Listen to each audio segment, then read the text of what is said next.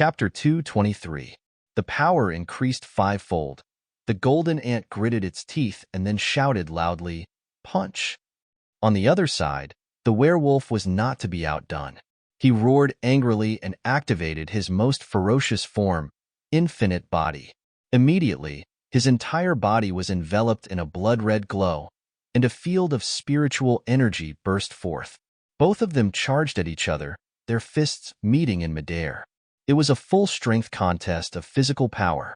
At that moment, a piercing sound echoed from the point of impact, and two forces began a fierce struggle. It was a decisive blow, but unexpectedly, the golden ant possessed superior strength and won the contest.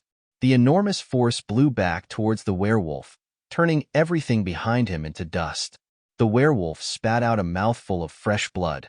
His eyes dimmed, and the killing intent in his gaze seemed to have nearly extinguished. He staggered back a few steps, clutching his stomach. It seemed his internal organs had been shattered. Damn it, a powerful werewolf like him had run into someone extraordinary today. The werewolf gritted his teeth, and suddenly his eyes lit up with a blood-red hue. He immediately activated his final combat form, Fury. This was a characteristic of werewolves when they were cornered or on the brink of death. This form would enhance the entire body to reach a new level of strength, almost completely reducing damage. But as far as I know, this form cannot be maintained for long. The result would be him exploding like in other manga stories. Back to the story. The ferocious werewolf opened his mouth wide and let out a roar, saliva and blood spraying everywhere. The golden ant stood quietly in front of him, observing calmly like a mountain. Despite the forceful wave hitting his face, the golden ant knew this monster wasn't easily defeated. It looked like a lot more effort would be needed. On the other side, an austrolith was angrily roaring, its tentacles flailing wildly, tearing apart the surrounding space. What kind of ultimate move was this? Clearly, it was throwing a tantrum. From above, a panda was descending at supersonic speed, surrounded by a gigantic fireball. This was the Red Lotus skill, one of Chi-Zi's ultimate techniques. This small sun directly crashed into the monster, smashing its face inward. It was unimaginable how the ground was being crushed, everything being torn into tiny pieces, the tremors unending. Chi-Zi, damn it, still hadn't stopped. Clearly, his target wasn't the monster's head. He shouted, "Ya, die." The force grew stronger and stronger, and at that moment, Chi-Zi pierced through the monster. He had officially transformed into a bullet from heaven, shooting through the disaster-level monster Austrolith. Turning to this side, the right-wing monsters of the Australian Legion were still very aggressive, charging straight ahead. Each one had its mouth wide open, running at extreme speeds, intending to use their bodies and sharp teeth to tear their enemies apart. But facing them was a cold shadow, with eyes shining like car headlights, wielding an axe, ready to strike. Though this figure was small, the monsters thought it wouldn't be frightening at all. However, the axe struck the ground in front of them, and the whole group of monsters was forcefully pulled to the ground. The sound of limbs breaking echoed through the space.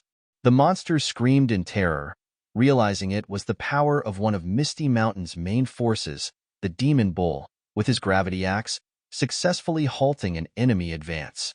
Over here, 8 mutated eagles were shooting at supersonic speed, transforming into cannonballs with a winding flight path, making it difficult for enemies to dodge. Below, only golden streaks of light could be seen flashing by, followed by monsters falling one by one. Some had their heads pierced, others their hearts. The unfortunate horned gray wolf tried to block with his head, but perhaps Aki had pierced through his head and exited through his anus, a death too empty and futile. Misty Mountain's mutated vultures continued their diligent aerial bombardment. Their fire meteor shower was raining down countless firepower on the ground. From this angle, the devastation they caused was evident. The fire was launched from their wings, which could produce a kind of flammable liquid that ignited upon contact with air and was very hard to extinguish. At the third order and above of evolution, they could create almost unlimited firebombs, ready to turn the battlefield into a fiery furnace. The dinosaur was accumulating an ultra-dense fireball in its mouth. The moment it shot at the enemy, it instantly turned a group of monsters into ashes. Remember, Misty Mountain's dinosaurs not only possessed the power of fire, but also had a throat capable of amplifying sound. Therefore, the force it released was extremely strong, akin to 10 high-powered police water cannons combined. Just its breath could tear enemies apart, not to mention spewing fire. The battlefield here was under the command of Ching Chong. Ching Chong and the legion of mutated monkeys were facing off against another group of large mutated beasts. Ching Chong shouted, "Hold them back!" It turned out these monsters were trying to rush to support the eastern wing, which was being suppressed by Misty Mountain's main forces. Meanwhile, Tian Cam and Snake Girl were fighting together. They didn't possess the brute strength and wide area damage skills of the other main forces, so they relied on each other on the battlefield. Snake Girl knew that the enemy's numbers were 3 times that of Misty Mountain's, so both of them had to exert every effort to stop this advance. But don't underestimate these two girls. With just a glance, Snake Girl could turn monsters to stone. Her spiritual power was now abundant, allowing her to use her abilities freely. When enraged, she could summon a giant snake Susanoo, ready to crush the battlefield. Tian Cam possessed extremely tough plant tendrils, now flexible and capable of automatic defense as part of an absolute defense. The two girls were suppressing the burly Kangaroo Legion, not losing to them at all, and even making them cry. The mammoth charged forward, and no monster seemed large enough to stop him. The forest elephant roared for the Legion behind him to concentrate their forces and eliminate the stragglers. Indeed, he would pave the way. Wherever the mammoth passed, everything was ground into fine dust. Even vultures flying tens of meters above were swatted down by the mammoth like mosquitoes. Mutated hippos, sent by the kangaroo general to block the way, seemed too small to withstand this hellish tank. The legion of mutated tigers was led by a white tiger and a black tiger. These two ferocious beasts continually killed their way forward, targeting the strongest of the enemy. Meanwhile, Xiao Lam, riding on the white tiger's back, continuously issued warnings, becoming the strategic eye for the two tigers. Xiao Bai, watch the left. Xiao He, watch the enemy on the right. The wild dogs and desert cats were being slaughtered by these two, unable to use their numbers to exploit any blind spots thanks to Xiao Lam's presence. A trio consisting of a golden monkey, a wild boar, and a honey badger led the boar legion with an unstoppable momentum. It turned out that the spider demon and the perverted lizard man were here, fighting and exclaiming, "Finally, we get to kill. This is so much fun." The spider demon responded, "Me too." Elsewhere, the nine-tailed fox was dueling the kangaroo general. Both were locked in a fierce exchange, with the kangaroo punching while the nine-tailed fox used one of her tails to counter, creating a tremendous shockwave. The kangaroo laughed loudly but still grimaced, "Ha ha ha, our numbers are several times yours." The nine-tailed fox smiled brightly and firmly replied, "Not necessarily." As soon as she said this, 3 rockets appeared above the kangaroo general's head. He couldn't understand why they stopped right above him before bursting into golden spiritual light.